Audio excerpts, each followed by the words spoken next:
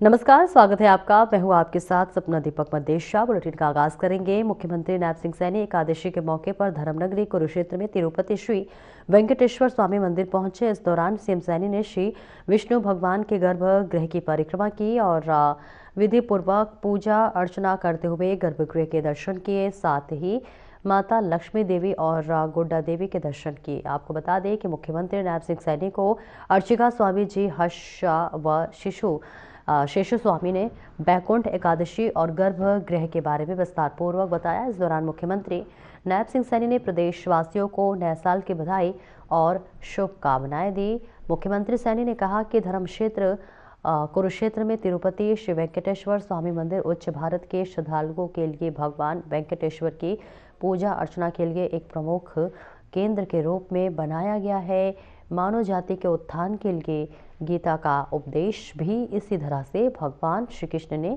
दिया था और अब इस धरा पर विष्णु भगवान के दर्शन भी संभव हुए हैं।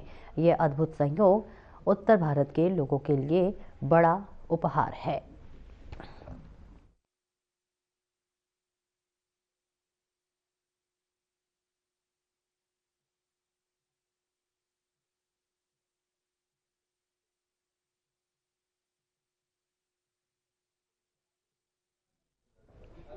और आगे बढ़ेंगे, जहां आपको बता दें कि गुरुग्राम में विकसित गुरुग्राम महारैली का आयोजन किया गया, जिसमें मुख्यमंत्री नायब सिंह सैनी ने शिरकत की। इस मौके पर सीएम ने संबोधित करते हुए कहा कि गुरुग्राम में के विकास को नई गति देने के लिए अनेक घोषणाएं की गई हैं। मुख्यमंत्री नायब सिंह सैनी ने कहा कि सरकार जो वायदे करती है उन्हें धरातल पर उतारती है। उन्होंने कहा कि विधानसभा चुनाव के संकल्प पत्र के लिए किए गए 217 वादों में से 54 वादे सिर्फ एक साल में पूरे कर दिए गए हैं, जबकि 163 वादों पर कार्य प्रगति पर है।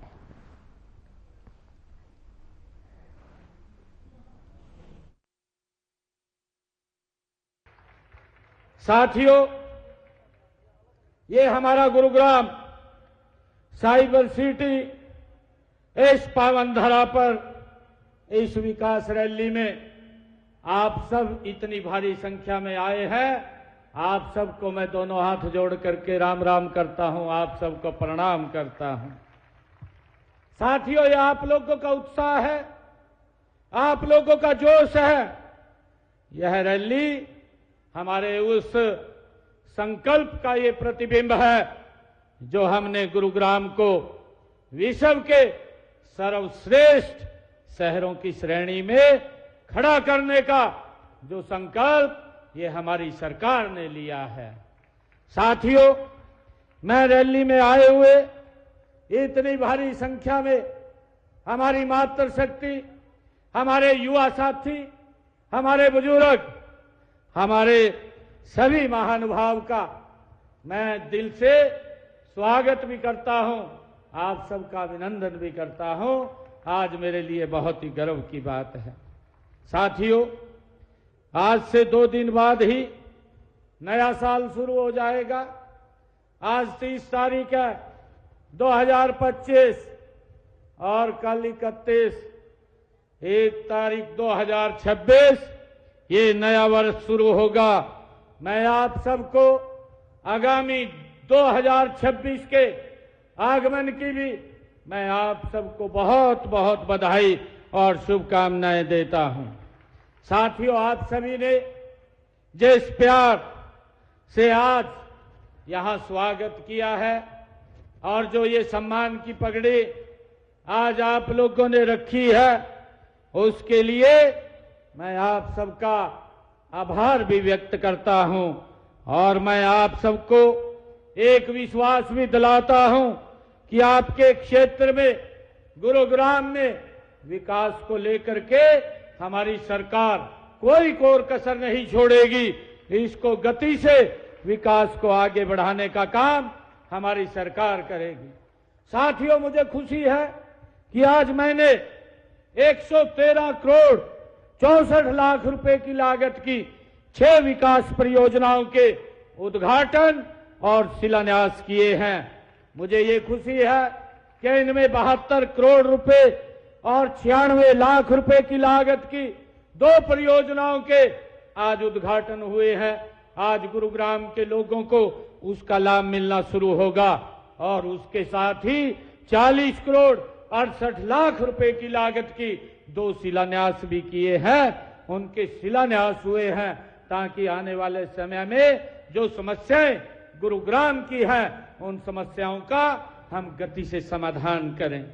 साथियों, मुझे खुशी है कि जब हम गुरुग्राम का नाम लेते हैं तो दुनिया के नक्शे पर एक नए विकसित महानगर उभरता हुआ हमारी आंखों के सामने नजर आता है।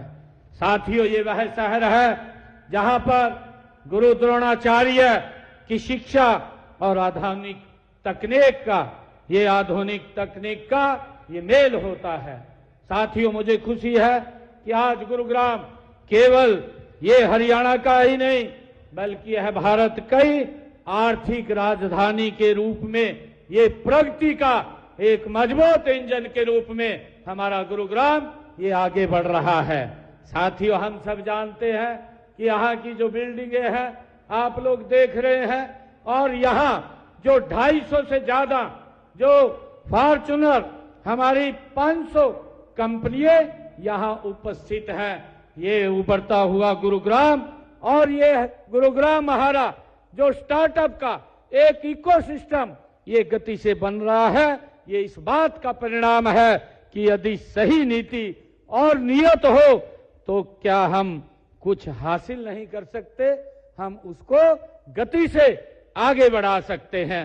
साथियों, यह प्रमुख कंपनियां आज यहां गुरुग्राम के अंदर चाहे आईटी की हो, चाहे बीपीओ की हो, स्टार्टअप की हो या ऑटोमोबाइल की हो, यहां हर घर के अंदर आज यहां इंडस्ट्री है। साथियों, हरियाणा में स्थित 19 यूनिकॉर्न से भी अधिक गुरुग्राम में स्थापित हैं और यहां देश और दुनिया भर से लाखों लोग रोजगार के लिए हमारे इस गुरुग्राम के अंदर और व्यापार की तलाश में यहां पर आते हैं। साथियों, मुझे गर्व है कि जिस शहर में की पहचान कभी छोटे से गांव के रूप में थी, आज वह मिलेनियम सिटी के नाम से पूरी दुनिया के अंदर ये हमारा गुरुग्राम जाना जाता है। आज इसकी पहचान एक मिलेनियम सिटी के रूप में ये खड़ी हुई। और हरियाणा सरकार ने वरिष्ठ आईपीएस अधिकारी अजय सिंघल को हरियाणा का नया डीजीपी नियुक्त करने की मंजूरी दे दी है। आपको बता दें कि अजय सिंघल का नाम यूपीएससी द्वारा भेजे गए पैनल में शामिल था, जिसे राज्य सरकार ने मंजूरी दी। नए डीजीपी के रूप में अजय सिंघल का कार्यभार संभालने के बाद राज्य में पुलिस प्रशासन और कानून व्यवस्था के मामलों में नई दिशा मिलने की उम्मीद है।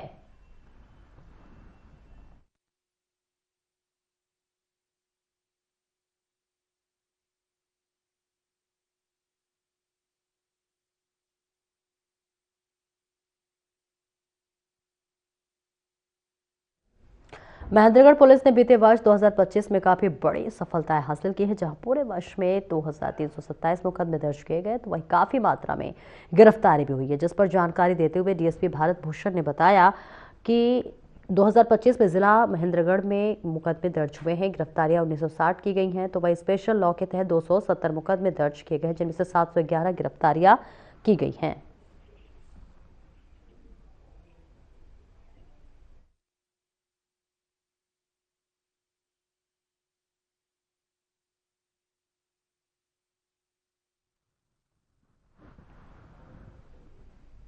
फरीदाबाद में एक महिला के साथ चलते गाड़ी में सामूहिक दुष्कर्म का मामला सामने आया है। आरोप है कि आरोपी महिला को गाड़ी में लिफ्ट देने के बहाने लेकर गए और करीब 2 घंटे तक फरीदाबाद गुरुग्राम रोड पर घुमाते हुए रहे। विरोध करने पर आरोपियों ने महिला को पीटा। आरोपियों ने महिला को गाड़ी से फेंक दिया और फरार हो गए।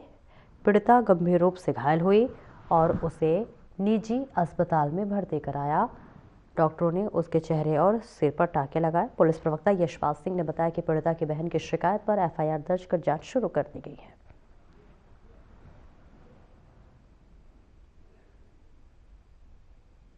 दुष्कर्म की धारा के अंतर्गत मामला दर्ज किया। पुलिस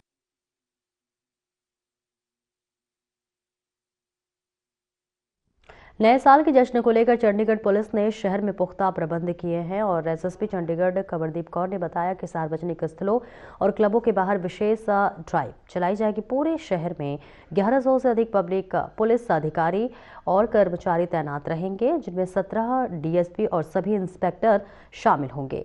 महिलाओं और लड़कियों की सुरक्षा के लिए पुलिस पिक एंड ड्रॉप सुविधा भी देगी, जिसका लाभ डायल 112 पर कॉल कर लिया जा सकता है। तो वही महिला पुलिसकर्मी और इसके साथ ही अधिकारी भी ड्यूटी पर रहेंगी। शहर में 70 से अधिक स्थानों पर पुलिस नाके लगाए जाएंगे और इसके साथ ही हुल्लड़बाजी करने वालों के खिलाफ सख्त कार्रवाई की चेतावनी दी गई है।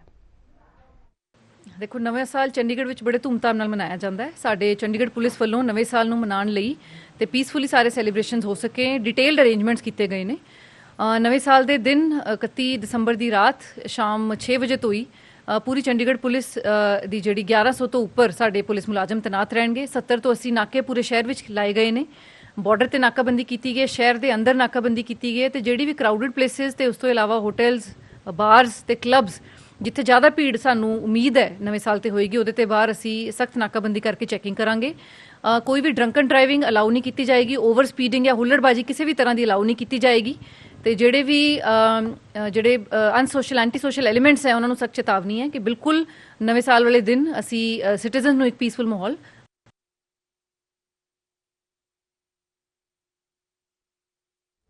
खबर सिरसा से है। पुलिस अधीक्षक दीपक सहारन के निर्देशानुसार एएसपी फैजल खान ने नाथो सरी चोपटा थाने क्षेत्र के गांव माखो सरानी, गिगोरानी और रामपुरा ढिल्लो में जनसंवाद कार्यक्रम किया। इस दौरान उन्होंने ग्रामीणों की समस्याएं सुनी और कई मामलों का मौके पर ही समाधान किया। एएसपी फैजल खान ने ग्रामीणों से आपसी छोटे विवाद पंचायत स्तर पर सुलझाने की अपील की है ताकि गांव में भाईचारा बना रहे। उन्होंने गांव में जो है ठिकरी पहरा लगाने और किसी भी संदिग्ध व्यक्ति, वाहन या फिर गतिविधि की तुरंत सूचना पुलिस को देने के लिए कहा है।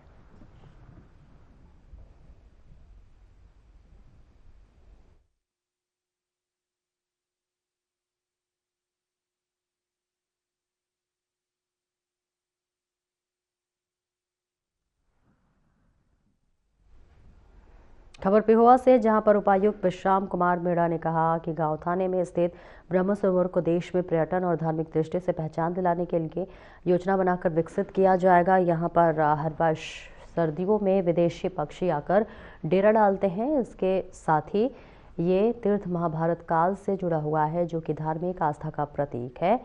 उपायुक्त विश्राम कुमार मीणा ने गांव थाना में जिला प्रशासन द्वारा आयोजित रात्रि ठहराव में लोगों की समस्याओं को सुना। इसके अलावा ग्राम पंचायत और ग्रामीणों द्वारा दिए गए मांग पत्रों को भी पूरा करने का आश्वासन दिया। उपायुक्त विश्राम कुमार मीणा ने जिले वासियों को नव वर्ष की हार्दिक शुभकामनाएं और बधाई भी दी। देखिए, तस्वीरें आपको दिखा रहे हैं जहां पर इस साल सर्दियों में जो है विदेशी पक्षी जो है वो आते हैं। इसके लिए उपायुक्त ने जिलेवासियों को बहुत बहुत बधाई और शुभकामनाएं दी है। पिहोवा से ये तस्वीरें आपको दिखा रहे हैं। हर साल की तरह इस साल भी विदेशों से पक्षी आते हैं, जिसके लिए देखिए यहाँ तमाम लोग मौजूद हैं और ब्रह्म सरोवर को जिसके लिए विकसित किया जाएगा, उपायुक्त ने इसके लिए सभी को बहुत बहुत बधाई और शुभकामनाएं दी है। तो ये सीधी तस्वीरें आपको पिहोवा से दिखा रहे हैं। हर साल की तरह इस साल भी सर्दियों यानी ठंड के मौसम में विदेशी पक्षी जो है उनका आगमन होता है और सभी उनका स्वागत बहुत ही हर्षोल्लास के साथ करते हैं।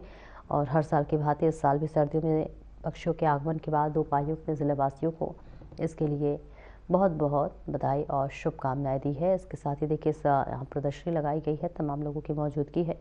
सभी इस कार्यक्रम में पहुंचे हुए ब्रह्म सरोवर को इसके जरिए विकसित करने का लक्ष्य रखा गया है। और इसके साथ ही आपको बता दें कि हर साल के भांति इस साल भी सर्दियों में विदेशी पक्षियों का आगमन हो चुका है।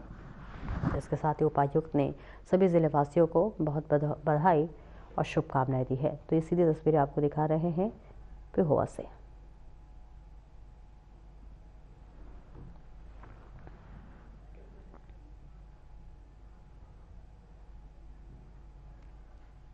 और सिरसा पुलिस ने 2025 में नशा तस्करी और अपराधियों के खिलाफ कठोर कार्रवाई करते हुए 30 करोड़ रुपए मूल्य के मादक पदार्थों को बरामद किया है। इस दौरान 365 मामले दर्ज किए गए हैं और 681 नशा तस्करों को गिरफ्तार कर जेल भेजा गया है। और वहीं इस दौरान पुलिस ने 15 अपराधियों गैंगों का पर्दाफाश कर 13 इनामी बदमाशों सहित 226 भगोड़ों को गिरफ्तार किया है, जिनके कब्जे से करीब 15 लाख रुपए की संपत्ति भी बरामद की गई है।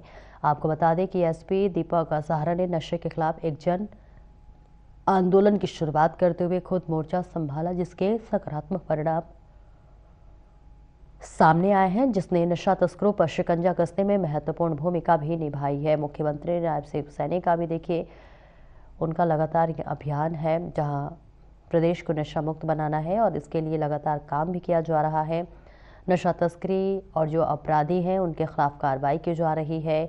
जो भी इस पूरे गिरोह इस धंधे में शामिल है, सबके ऊपर कड़ी से कड़ी कार्रवाई होती हुई नजर आ रही है। पुलिस प्रशासन को सरकार की तरफ से कड़े और बड़े निर्देश दिए गए हैं, किस तरह के तस्करों को बिल्कुल भी बख्शा नहीं जाएगा। और देखिए इस पर काम लगातार चल रहा है और इसी के मद्देनजर 30 करोड़ के मादक पदार्थ तस्करियों से बरामद किया गया है और अब उन्हें गिरफ्तार करके जेल भेज दिया गया है और आगे की कार्रवाई में पुलिस जुट गई है। नशा तस्करों पर लगातार जो है पूरे हरियाणा में, प्रदेश में कार्रवाई होती हुई नजर आ रही है और इसी के मद्देनजर अवैध मादक पदार्थ तस्करों का जो तस्कर है उन्हें गिरफ्तार कर लिया गया और उन्हें जेल भेज दिया गया है। 30 करोड़ रुपए के मादक पदार्थ बरामद किए गए हैं, जो कि बहुत बड़ी सफलता बताई जा रही है।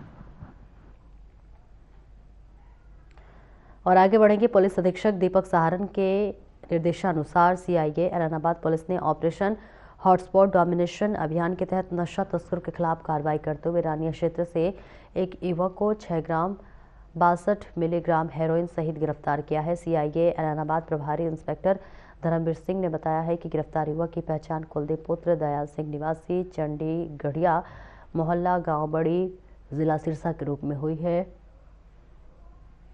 पुलिस टीम ने गश्त के दौरान गांव बड़ी के पास मौजूद थी, तभी एक युवक पुलिस वाहन देखकर भागने की कोशिश करने लगा। पुलिस ने शक के आधार पर युवक को काबू कर राजपत्रित अधिकारी की मौजूदगी में तलाशी ली, जिसमें उसके कब्जे से 6 ग्राम 62 मिलीग्राम हेरोइन बरामद की गई है।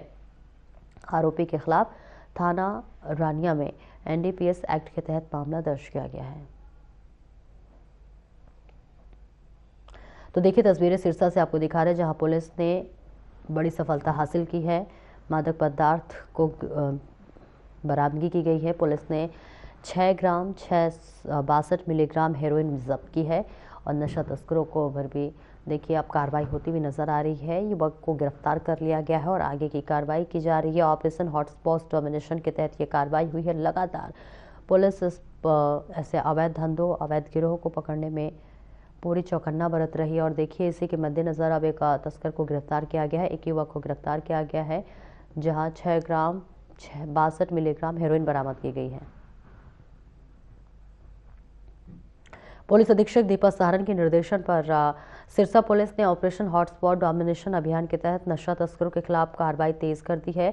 नाथूसरी चौपटा थाना की जमाल पुलिस चौकी ने गश्त के दौरान 4 किलो 114 ग्राम चूरा पोस्त के साथ एक व्यक्ति सतीश निवासी सुवाखेड़ा को काबू किया है। आरोपी पुलिस को देख भागने की कोशिश कर रहा था, लेकिन पुलिस ने उसे गिरफ्तार कर नीले बैग की तलाशी ली। गिरफ्तार लोगों आरोपियों को अदालत में पेश कर रिमांड पर लिया जाएगा। पूछताछ के दौरान पुलिस इस तस्करी नेटवर्क से जुड़े अन्य लोगों की पहचान कर उनके खिलाफ कार्रवाई करेगी।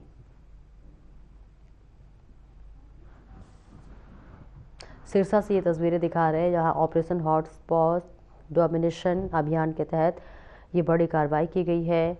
और बताते चले ऑपरेशन हॉटस्पॉट डोमिनेशन के तहत यह अभियान लगातार चल रहा है और इसके जरिए जो है लगातार कार्रवाई की जा रही है।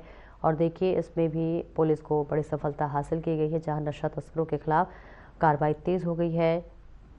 लोगों की पहचान कर कार्रवाई होगी और ऐसे में जो भी इस अवैध धंधे में शामिल हैं सभी को काबू किया जाएगा। तो ये सीधी तस्वीरें आपको दिखा रहे हैं, जहां नशा तस्करों पर पुलिस का गाज गिरता हुआ नजर आ रहा है ऑपरेशन हॉटस्पॉट डोमिनेशन अभियान के तहत ये कार्रवाई की जा रही है। जो भी अवैध तस्कर हैं उन्हें पकड़ा जा रहा है और इसके साथ ही देखिए इसमें भी बड़ी सफलता हासिल हुई है। और इस बीच कार्रवाई जो है, जो ये अभियान है वो तेज़ होता हुआ नज़र आ रहा है। कई अवैध तस्करों पर इसकी गाज गिरी है और देखिए लगातार पुलिस इस पूरे अभियान को बेहद ही मुस्तैदी के साथ कर रही है, जिसके तहत तमाम नशा तस्करों को गिरफ्तार किया जा रहा है, कार्रवाई की जा रही है। और ये अभियान और ये जो पहल है इसकी सराहना हर तरफ से की जा रही है और इसमें देखिए बड़ी सफलता हासिल हुई है।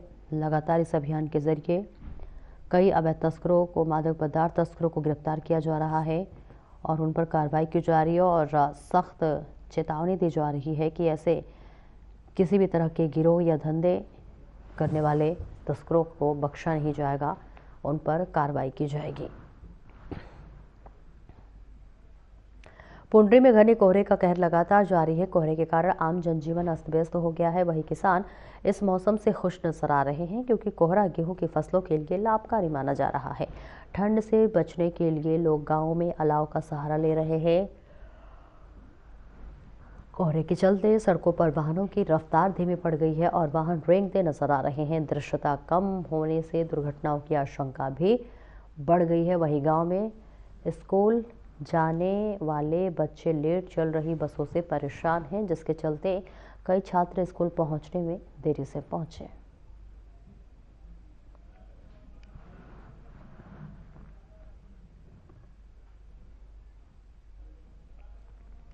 फिलहाल इस बुलेटिन में इतना ही। नमस्कार।